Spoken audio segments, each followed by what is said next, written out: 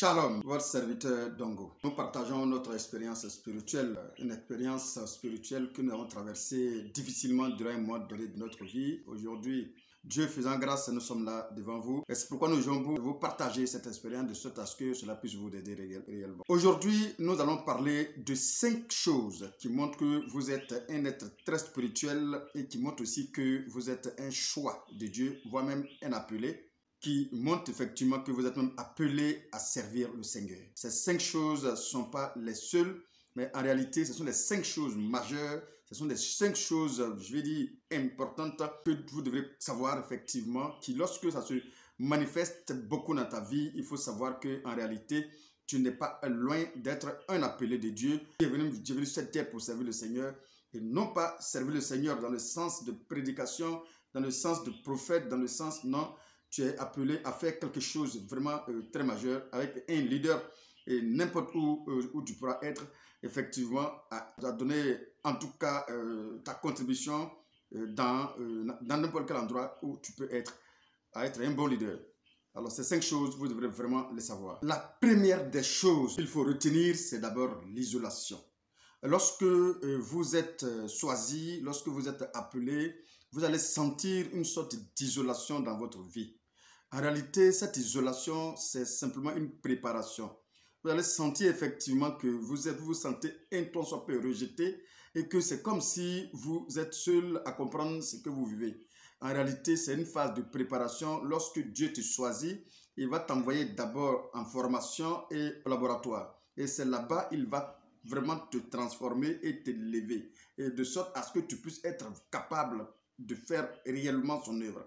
Donc sans cette partie, il sera difficile pour toi de maîtriser Dieu, de connaître Dieu. Parce qu'en ce moment-là, il va te détacher carrément des autres de sorte à mieux te contrôler et te parler réellement et te donner ses instructions réellement. Et du coup, les autres, toi, tu vas se sentir seul à un moment donné, tu vas sentir vraiment un rejet réel dans ta vie, de sorte à ce que tu vas penser même que tu es seul à te comprendre. Non, ce n'est pas un rejet, c'est simplement une sorte d'isolation pour te préparer.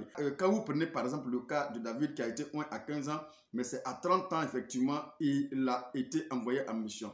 Donc, aujourd'hui, on peut te donner même déjà, on peut t'annoncer que tu es appelé à servir le Seigneur aujourd'hui. Par exemple, à faire quelque chose aujourd'hui, quel que soit le domaine de votre vie, mais en réalité, tu ne commences pas le même jour. Mais pourquoi? Parce qu'effectivement, il y a un temps de préparation et ce temps de préparation est capital pour le succès de ce que vous voulez effectuer.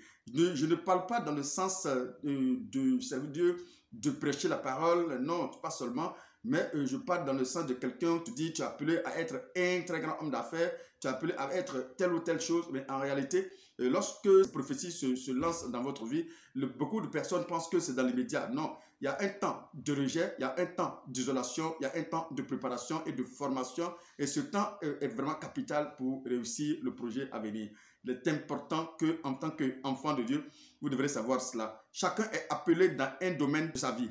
De manière, tout le monde fait l'œuvre de Dieu d'ailleurs. Quand on a appelé, dans un moment donné, vous sentez clairement un petit rejet dans votre vie. Par exemple, quelqu'un qui a un projet, un grand projet, imaginez-vous quelqu'un qui est en train de penser à un projet. Elle pense que c'est vous seul qui comprenez votre projet, c'est vous seul qui pensez, savez que ça peut vraiment influencer, impacter le monde, mais du coup, les autres vont te traiter de tout, parfois même de fou.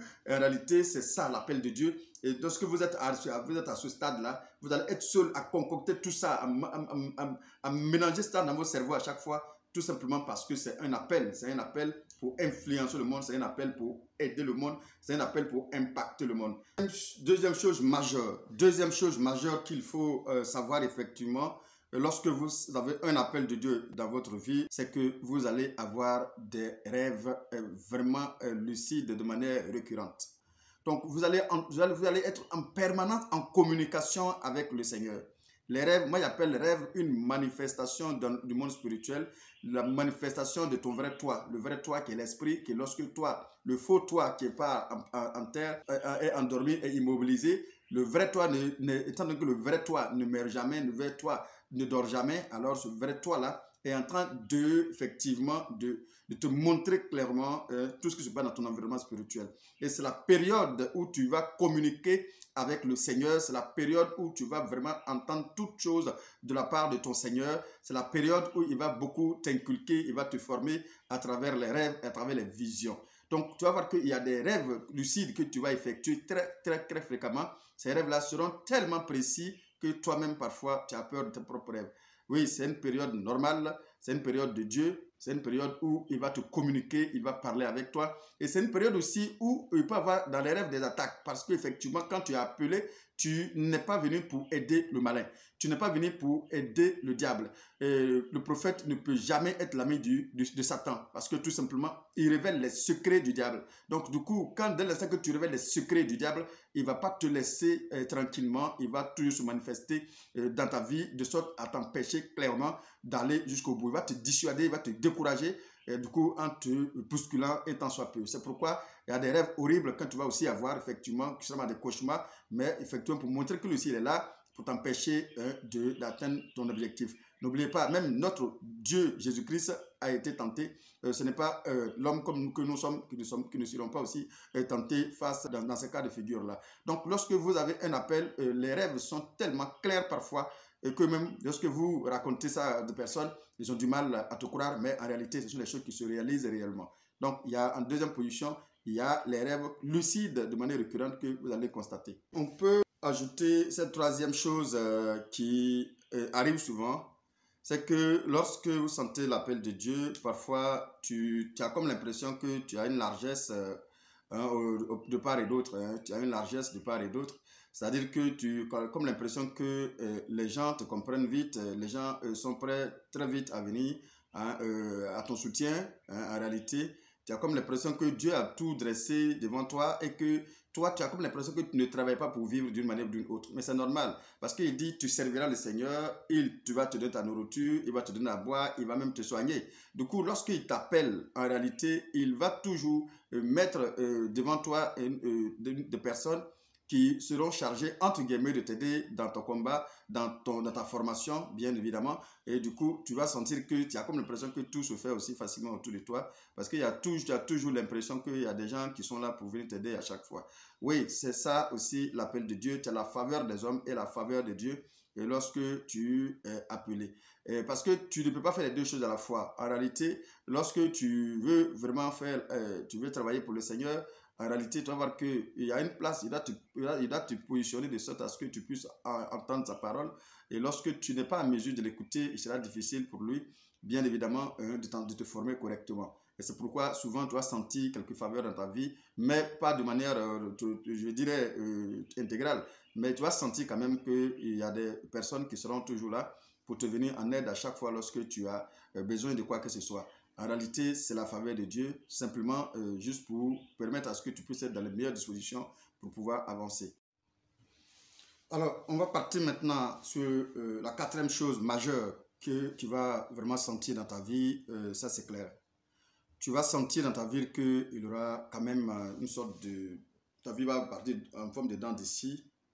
C'est-à-dire, tu vas monter, tu vas descendre, tu vas monter, tu vas descendre, tu vas monter, tu vas descendre. Mais à chaque fois, lorsque tu vas descendre, tu vas toujours te lever. À chaque fois, lorsque tu vas descendre, tu vas toujours te lever. Donc, ta vie va jouer comme ça. C'est comme si en dents de scie, ta vie fonctionne. Jusqu'à ce que tu aies la stabilité. Il faut comprendre que lorsque tu es appelé, du coup, comme je l'ai dit, tu ne vas pas faire ta mission comme sur des roulettes. Les choses ne vont pas se passer comme sur des roulettes.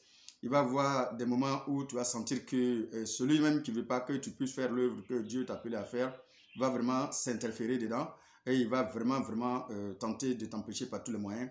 Et c'est pourquoi tu vas sentir dans ta vie que tu es en train de chuter et toujours tu vas chuter et tu vas rebondir. Tu vas chuter et tu vas rebondir, tu vas chuter et tu vas rebondir jusqu'à ce que tu aies la stabilité. C'est la période de formation, comme je l'ai dit, et cette période-là, tu ne peux pas ne pas passer par là. C'est obligatoire en réalité. La cinquième chose que vous allez effectivement, la cinquième chose majeure, et ce qui va effrayer plus d'un, c'est vous serez très différent des autres. Parfois, pour celui-même qui est très spirituel, va même commencer à voir des choses de ses propres yeux comme ça. Il va sentir des choses même qui le touchent sur son propre corps. C'est-à-dire qu'il sent qu'il y a une présence partout où il va passer là, il sent une présence autour de lui. C'est-à-dire quand il est dans un environnement, il arrive facilement à détecter n'importe quelle présence qui est dans le secteur. Et du coup, lorsque tu arrives là, immédiatement, tu sais que là, il y a une énergie très négative. Et lorsque tu arrives ici, tu sais qu'il y a une énergie très positive. C'est comme ça. C'est-à-dire, naturellement, tu es appelé à capter n'importe quelle, je vais dire, onde qui se passe autour de toi. C'est très facile pour toi de le faire. Et parfois même, tu peux ouvrir tes yeux et tu vois des choses que les autres ne peuvent pas voir.